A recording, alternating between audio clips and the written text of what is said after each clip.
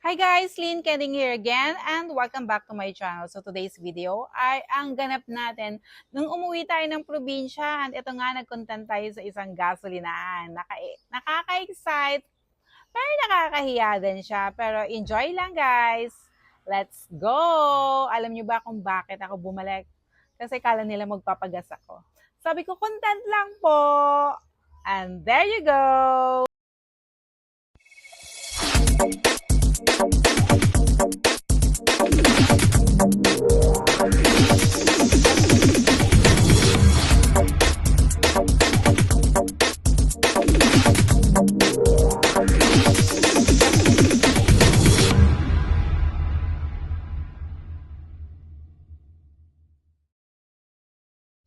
So, syempre, a day before tayo umuwi, nagpaganda muna tayo, nagpakulay tayo ng hair. Syempre, kailangan maganda tayo pag uwi natin. Guys, yung hindi naman tayo mukhang naghihirap. So, yung ginawa ko nga, nagpakulay ako ng hair. And then, nagpa-mani and pedicure na rin tayo. Para kahit paano bongga naman tayo, hindi naman tayo mukhang gusgusin. Char! So, eto na nga, magmukha muna tayong mayaman dito, guys. Pasensya na kayo. Kulay red yung aking nail polish kasi lagi ko naman favorite yon. Kaso, this time around, talaga hindi na ako nag-nail polish kasi nasisira yung hair ko. And eto na nga yung ating hair, guys. Actually, nag-DIY na naman ako. So, yan yung result. But then, sabi ko pa, ipa-texturize ko pa yung dulo para mas manipis siyang titingnan. So, eto na yung result. Yan na yun, guys. Sabi naman ng sa akin, stylist, in fairness daw, ang galing naman ng gawa ko. Pero yun nga, yung ginawa ko, nagpa-texturize lang ako ng konti. And there you go. Ito na yung finished product. Finished product. And then the next day nga guys, ay andito na tayo sa airport. Sasakay tayo ng Air Asia. Actually, nakadalawang palat siya ng tawag dito, ng time kasi na-delayed siya. And then after that, guys, na-delayed na ulit. So, nag-wait tayo. But finally, ayan, pasakay na nga tayo ng aeroplano.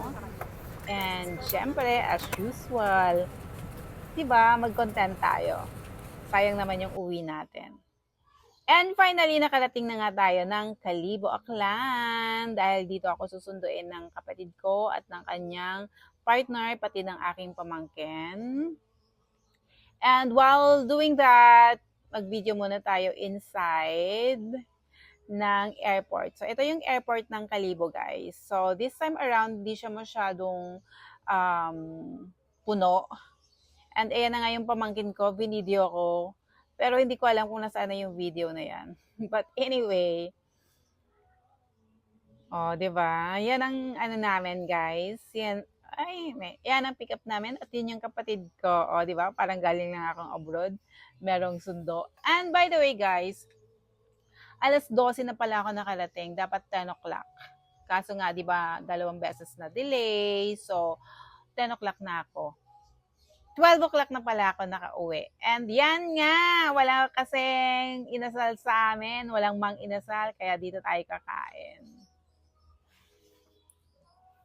Kasi nga, yung ibang fast food, close na siya. So, sila lang ang meron. And the next day nga, nagbisita tayo. Siyempre, sa ating store, which is pinaayos ko. Kasi last time kasi, mas inuna ko pa yung comfort ko. Nilagyan ko ng tulugan dyan sa likod. Kaya malit lang yung space. So, yung ginawa ko, inurong ko siya lahat para marami makakapasok. Para syempre, pwede din silang tumambay. Ayan, yung area na yan ay hindi pa nagagawa.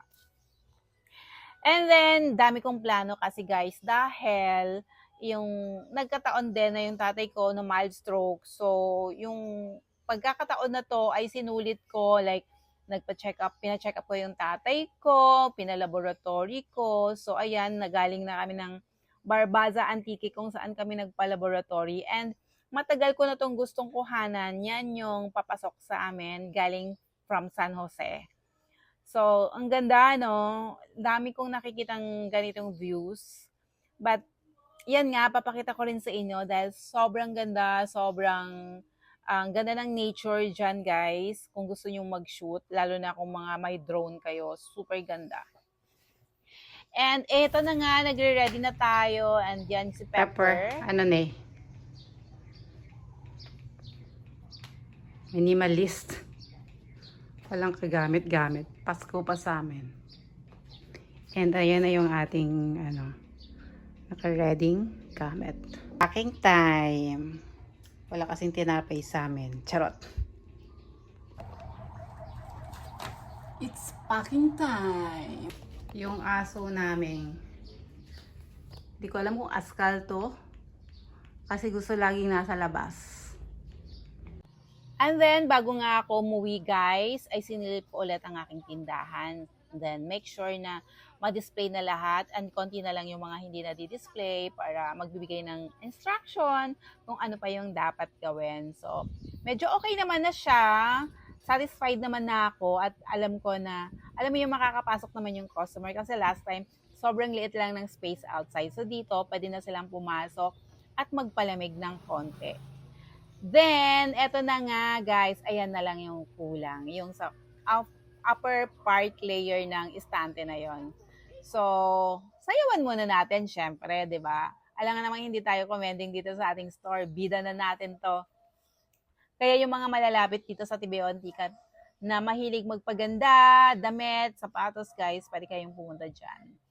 And finally, nakasakay na ako papuntang Kalibo guys. Medyo kinabahan nga ako dyan kasi nga, eto na naman, ang AirAsia kasi mahilig magpalit ng schedule. Okay lang kung paorong eh. Kaya lang, eto naman kasi guys, kinabahan ako kasi instead na 7 o'clock, parang naging 6:50. 7:30 naging 6:50. Although, konting minuto lang naman, pero kabado pa rin ako kasi baka mamaya anong mangyari. But, finally, nakarating na rin tayo ng maayos. And eto yung airport ng Kalibo guys. Just in case, yung mga taong hindi pa nakarating dito, maayos naman siya guys. So, yun nga lang, medyo mahigpit siya pagdating sa inyong luggage kasi kahit yung hand carry nyo ay ikikilo talaga. So, yun lang. Tip lang din guys.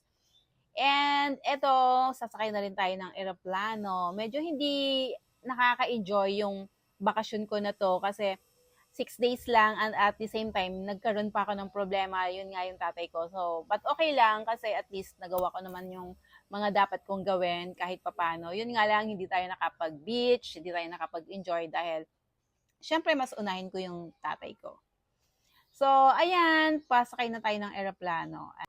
So, sana gumaling na rin yung tatay ko para yung next vacation ko naman ay makapag-enjoy kami. Sama natin siya kung saan man tayo mapuntang beach or mamasyal tayo. Para hindi tayo kabado pag umuwi tayo. Kasi syempre, pag may mga sakit-sakit ng mga parents natin, hindi rin naman tayo napapakali. Although, dito nga parang nag-iisip ako kung uuwi ba ako or magre-resign ako sa work. Pero naisip ko naman, nagbabayad kasi ako ng bahay ko. So, parang naisip ko baka mamaya ma-short ako or whatsoever kasi syempre additional gastos pa yan sa tatay ko. And finally, nakarating na nga tayo ng Manila, guys. And eto, palabas na tayo. Thank you so much for watching. Don't forget to like, comment, share this video, and subscribe to my channel.